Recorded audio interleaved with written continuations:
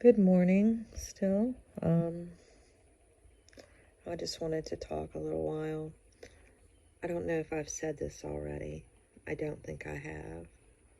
Um, I'm going to be a grandmother if everything works out. My oldest child, my son, they're engaged. They've been engaged. They've been together 3 years. A little bit out of order, but they will be getting married, etc. And I was told like a month or so ago, but it certainly does, even though the child's not here yet, it does give you a different perspective. The conversations have changed. My son is reading the book, What to Expect When You're Expecting. He's a huge reader, but he is a huge analyzer like me, but on supercharge, and very much a worrier. Um, we've had to have a few come to Jesus talks here lately.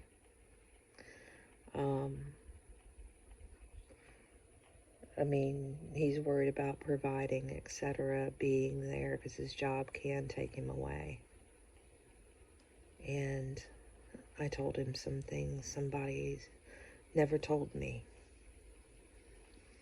I told him to stop stressing out and to pray every day that his child is healthy, and to pray every day for he and his fiance and their relationship, to hold it together, to be good parents. That's the most important thing of all right now. And to stop stressing over material things. When his great-grandfather, the first house they were in was very small, and they had their fourth child, and they had no room for another bed, not even a baby bed. And so my uncle was in a drawer for the first year of his life, and my grandfather saved and built a big enough house that he eventually had to even add on to. But you know, I said, your great uncle started out in a dresser drawer. All you need is food, a place for that child to sleep, clean clothes, diapers. They could even be cloth, if you had to. And you need food, and that child needs two parents together who are there and love them. And your job as a man is to provide so that she could even possibly stay home and raise the child under perfect conditions. And if you can only come home and hold the baby for an hour and maybe do an occasional bottle feeding because you work 6 days a week, and you're providing and you're staying together as a family, you're doing more than the majority of the people in this world. So quit sweating the material things. Make sure you have a roof over your head that doesn't leak, and keep it together. And stop living in the past. And that book might be able to help you with 20% of the things that you're going to encounter raising this child. But you have to be strong as an individual, confident, and be able to handle things that come up at the moment. And think for yourself.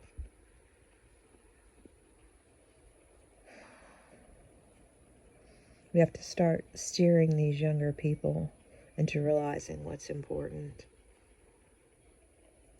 I was fed the line and the bullshit of, you can do anything you want, and you're an independent woman, and you go get an education, and you get a career, and you get this, and you get that. instead of, that's all great and everything. It's great to have something to fall back on as a family in case your husband were to lose his job, or you have some sort of emergency where you got to bring in extra income, but not to build your life around it. If you want to have children, your focus should be the children. Our generation was taught incorrectly. We made huge mistakes from the previous generations who started this mess. Our parents, the boomers, started this during their 60s revelation type thing, me generation, through the 70s. They started all this nonsense. And we see what it's done. Families are broken up all over the place. Fathers aren't in the house. Sometimes mothers aren't even there anymore.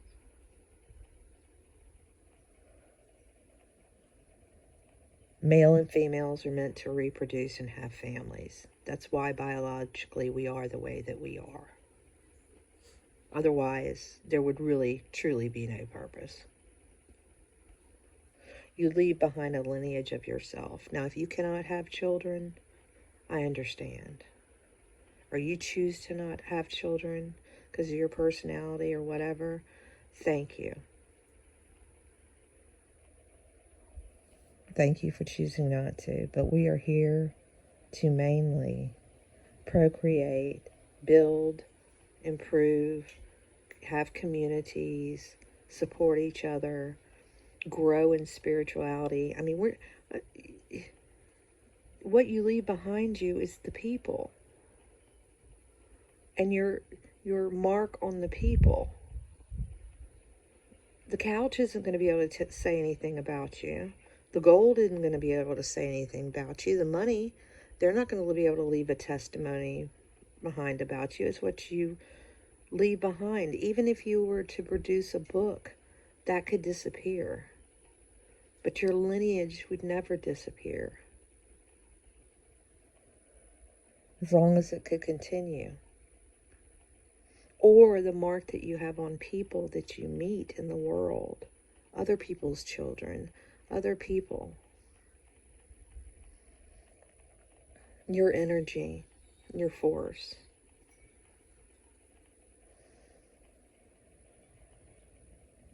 It carries on. In a positive way. But right now it's just negative, negative, negative, negative. And because of the way things changed in the wrong direction, a lot of us carry some shit with us that we've had to deal with. Through no fault of our own, and then some of it our fault. But nobody wants to own their shit. We've got to own our shit for these younger generations and start pushing them in the other direction that we were not led.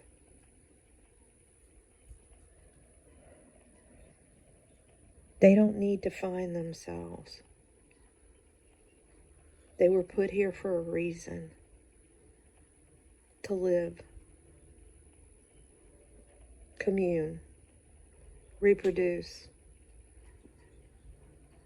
Leave things behind of spiritual and stories to their families and how to do things and how to survive. How to have faith. How to know that you are a part of something greater and that you have purpose, even if it's for 5 minutes. Even if you only live for 5 minutes, a child had a purpose, like if it naturally died. It changed the perspective of the parents and the family around the people. Hopefully for the better, to appreciate that the children that do survive, to understand that life is precious. Everything can have meaning, and it can have good meaning, even from the bad. But man's gotten vicious and crazy and Some of them aren't good anymore. They're not good at all. And I don't know if we can change them. And if we can't change them, you can't just let them destroy things, including your children, your legacy.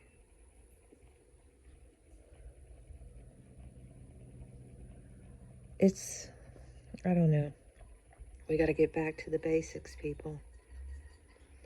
And I hope we have enough in us, enough smarts, not for the AI or the programming or the computers or the whatever, enough to know how to truly survive and what's truly important.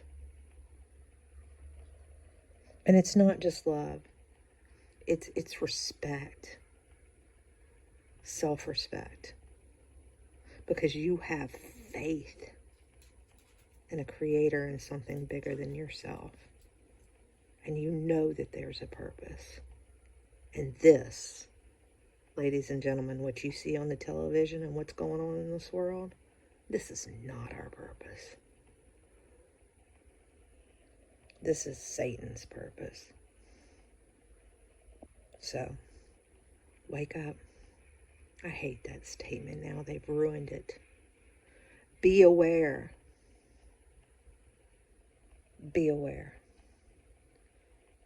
Prayers to you all.